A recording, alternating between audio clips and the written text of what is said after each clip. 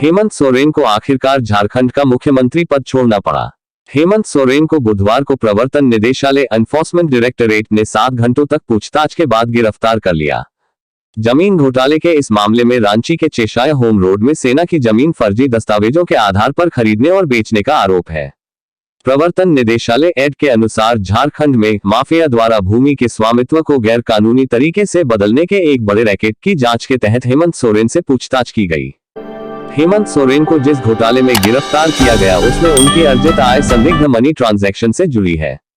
आरोप है कि गलत तरीके से हासिल की गई जमीनों पर सोरेन के परिवार और करीबियों का प्रत्यक्ष और अप्रत्यक्ष नियंत्रण था। इस मामले में मुख्य आरोपी प्रेम प्रकाश, अमित अग्रवाल और तत्कालीन डीसी छवि रंजन के साथ सोरेन के संबंध थे।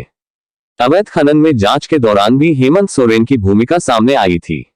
जांच में सामने आया कि सोरेन का करीबी अमित अग्रवाल कथित तौर पर सोरेन और उनके करीबी सहयोगियों की ब्लैक मनी को मैनेज करता रहा है। ईडी जो भी सवाल करता है उसके जवाब आरोपी या गवाह से लिखवा कर लेता है। ईडी के अनुसार हेमंत सोरेन न तो सवालों के सही जवाब दे पा रहे थे, न ही कागज पर सही जवाब लिख पा रहे थे। जांच में सहयोग नहीं कर रहे थे। उनसे ये सवाल पूछा गया कि अमित अग्रवाल से आपका क्या रिश्ता है। अमित अग्रवाल वह व्यक्ति है जिसके नाम 4.5 एकड़ जमीन रांची के पौष इलाके में थी। पहले ये सरकारी जमीन थी। ये करोड़ों की जमीन उसके नाम बहुत कम पैसे में बेच दी गई। ये 4.5 एकड़ सरकारी जमीन सेना की थी। कहा गया कि इस जमीन को प्रफुल्ल बागची को बेच दिया गया था। उसके बाद उनके बेटे प्रदीप बागची ने यह जमीन कोलकाता की एक कंपनी को बेची, लेकिन असल में जमीन अमित अग्रवाल को बेची गई थी। अमित अग्रवाल मुख्यमंत्री के करीबी थे। ईडी ने इस मामले में अमित अग्रवाल और प्रदीप बागची समेत 14 लोगों को गिरफ्तार किया था। रांची के पूर्व डीसी छविरंजन को भी गिरफ्तार किया गया था। इन 14 लोगों के खिलाफ 2023 में ईडी ने चार्जशीट पेश की थी। इस मामले में ईडी 260 करोड़ रुपए से ज्यादा की संपत्ति सीज कर चुकी है। ईडी ने उसे अब तक मिले दस्तावेज भी हेमंत सोरेन के सामने रखे, लेकिन वे सवालों के जवाब नहीं दे पाए। 7 घंटे की पूछताछ के बाद ईडी ने तय किया कि हेमंत सोरेन को कस्टडी में लेकर पूछताछ करना जरूरी है। ईडी ने हेमंत सोरेन से कहा कि वो उन्हें गिरफ्तार करने वाली है। इस पर हेमंत सोरेन ने कहा कि वे तभी अरेस्ट मेमो पर तभी हस्ताक्षर करेंगे जब राज्यपाल को अपना इस्तीफा दे देंगे। इसके बाद ईडी की टीम हेमंत सोरेन को राजभवन लेकर गई। वहां उन्होंने इस्तीफा दिया और फिर अरेस्ट मेमो में साइन किए। इसके बाद ईडी ने उन्हें गिरफ्तार किया। झारखंड के कथित जमीन घोटाले से जुड़े मनी लॉन्ड्रिंग के मामले में मुख्यमंत्री हेमंत सोरेन से प्रवर्तन निदेशालय ईडी की टीम ने उनके घर पर पूछताछ के बाद उन्हें गिरफ्तार कर लिया है। इस मामले में ईडी ने कई आरोपियों को गिरफ्तार किया है, जिसमें हेमंत सोरेन के करीबी भी शामिल हैं। इससे पहले हेमंत सोरेन को ईडी ने कई समन जारी किए। ईडी उनके दिल्ली स्थित आवास पर पहुंची थी, लेकिन वो वहां पर नहीं मिले और कई घंटों तक गायब रहने के बाद अचानक से रांची में प्रकट हुए। इसके बाद ईडी की टीम ने रांची पहुंचकर उनसे पूछताछ की।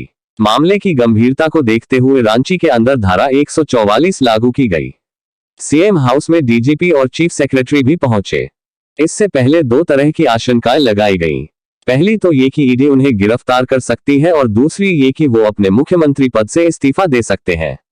अगर वो अपने पद से इस्तीफा दे देते हैं तब तो वो एक विधायक रह जाएंगे, लेकिन अगर वो अपने सीएम पद से इस्तीफा नहीं देते हैं तो मुख्यमंत्री को गिरफ्तार करने के कुछ कायदे कानून हैं जिन्हें फॉलो करना होता है।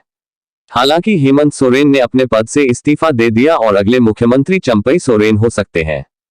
भारतीय दंड संहिता आईपीसी के तहत कोई भी आरोपी दोष सिद्ध होने के बाद दोषी हो जाता है। ऐसे में उसकी गिरफ्तारी सिविल और क्रिमिनल दोनों ही मामलों में होती है। वहीं अगर मुख्यमंत्री को गिरफ्तार करने की बात आती है तो इसको लेकर अलग नियम है। कोड ऑफ सिविल प्रोसीड्यूर के तहत मुख्यमंत्री के संबंध में अलग प्रावधान किए गए हैं, जिसमें विशेष स्थिति में गिरफ्तारी के नियम है।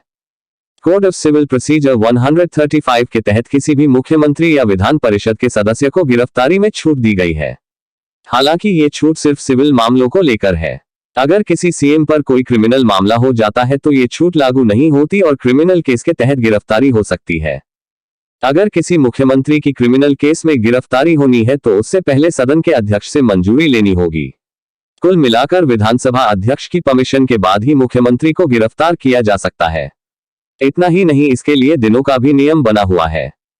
कोड ऑफ सिविल प्रोसीजर 135 के तहत अगर विधानसभा सत्र शुरू होने वाला है तो इसके शुरू होने के 40 दिन पहले और खत्म होने के 40 दिन बाद मुख्यमंत्री को गिरफ्तार नहीं किया जा सकता। साथ ही मुख्यमंत्री को सदन के अंदर से भी गिरफ्तार नहीं किया जा सकता।